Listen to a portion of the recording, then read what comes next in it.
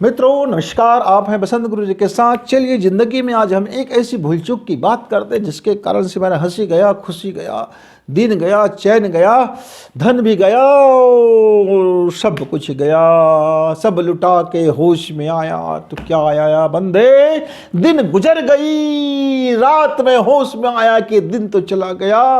अब क्या बताएं क्या बताएं, जाने अनजाने से ही जिंदगी में ऐसी कुछ होते रहता है। क्या होते रहता है? आ बैल मुझे मार। हम निमंत्रण देते हैं घटनाओं को, दुख को, पीड़ा को, ना समझी के कारण ऐसे ही चलते फिरते। अब मैं एक मित्र से पूछा, भाई क्या हाल चाल है आपका?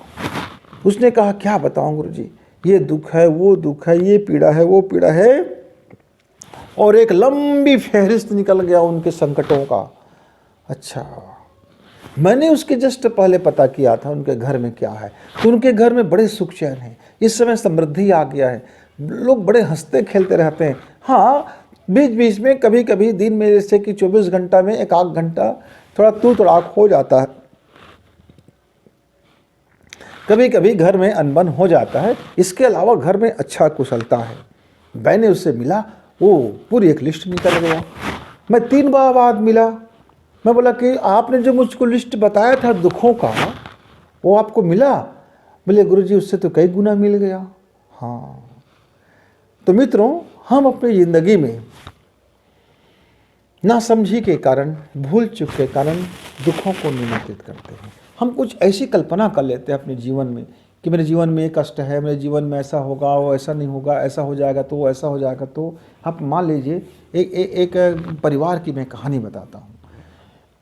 एक महिला मित्र ने अपने पति के बारे में हमेशा ये सोचती है, ये घर से गया, अभी नैना मटक्का करता होगा, ये किसी लड़की को देख के पीछे पड़ गया होगा, ये उनके बात मानते हो, ये उसको कान में भड़काता है, ये इसका बुद्धि क्या हो गया, ये ऐसे सोचता है, वो ऐसे सोचता है, कहीं ऐसा ना हो जाए, कहीं उपी पा के ना आ जाए, कहीं किसी के जाल में ना फंस जाए, किसी के चंगुल में ना फंस जाए।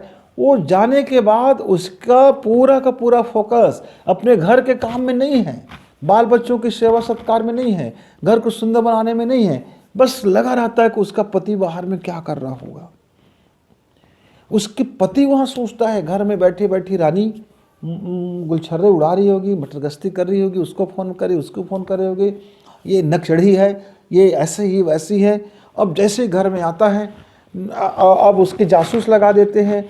वो अपने पति के पीछे जासूस छोड़ दिया है, पति पत्नी के पीछे जासूस छोड़ दिया है। अब बच्चे कभी माँ की जासूस बन गया, कभी पिता का जासूस बन गया, नौकर चाकर कभी मालिक का जासूस बन गया, कभी मालकिन का जासूस बन गया।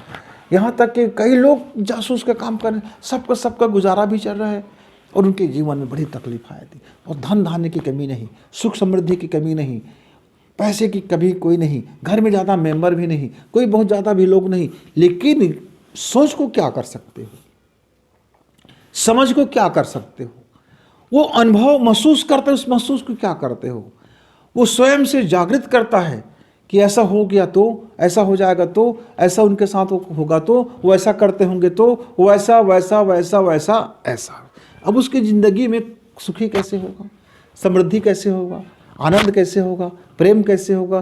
क्योंकि उन्होंने तो दौलत्ती मार दिया। अब हमने तो महसूस किया ना कि उसका स्वभाव खराब है, तो खराब हो गया ना। ऐसे ही ज़िंदगी में हम बहुत बार घाटा को बुला लेते हैं, बहुत बार तकलीफ को बुला लेते हैं, बहुत सारी चीज़ें ऐसी जिसकी हम कल्पना कर लेते हैं, वो कल्पना हमारे जीवन में साकार हो जाता है। एक छोटी सी लघु कहानी है, शायद हम समझ जाए कि हमसे गलती कहाँ हो जाता है। एक साधु महात्मा एक गांव में आया। उस गांव में एक ऐसे घर को चुना जो अपने पड़ोसी से सामने में तो बड़ी मीठी मीठी बात करता था, बड़ी सुंदर बात करता था, लेकिन घर के अंदर में बिल्कुल उसके बारे में गलत विपरीत ख्याल रखते थे और अंदर से बड़े जलते भी थे, कूड़ते भी थे और गुस्सा भी रहते थे। साधु महात्मा ने उनके घर में गया और कहा कि बेटा, मेरे पास एक वरदान है, तुम ले लो।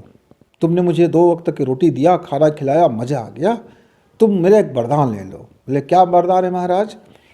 कि जो तुम मांगोगे तुम्हारे पड़ोसी को वो दुगना मिलेगा। तुम जो कुछ भी मांगोगे, मसलन तुम 1 रुपये मांगोगे, तुम्हारे पड़ोसी को 2 रुपये मिल जाएगा। वो आदमी बड़ा दुखित हो गया। बोले कि मांगूंगा मैं, खाना खिलाया मैं, और मेरे पड़ोसी को फ्री में दोगुना मिल जाएगा। बोले महाराज क्या इसका उल्टा नहीं हो सकता कि मैं मांगू कुछ और मुझको दुगना मिल जाए, मेरे पड़ोसी को एक मिल जाए। बोले कि ठीक है, इसको उल्टी पलटी कर लेते हैं, चलो कर लेते हैं।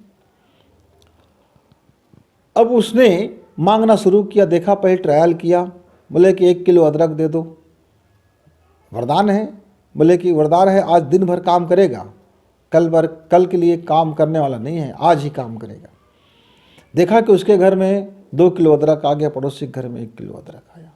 उसने कहा मुझको 1 लाख मिल जाए। अब उसके पड़ोसी के घर में 50,000 आ गया। अब सोचा यार ये 50,000 फ्री में पा गया, अब क्या बताऊँ। फिर गुस्से में आकर के उन्होंने कहा मेरे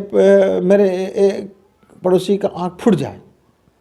अब पड़ोसी का तो एक ही आँख ही फूटा, इनका दोनों आँख चले गए, अंधे हो गए।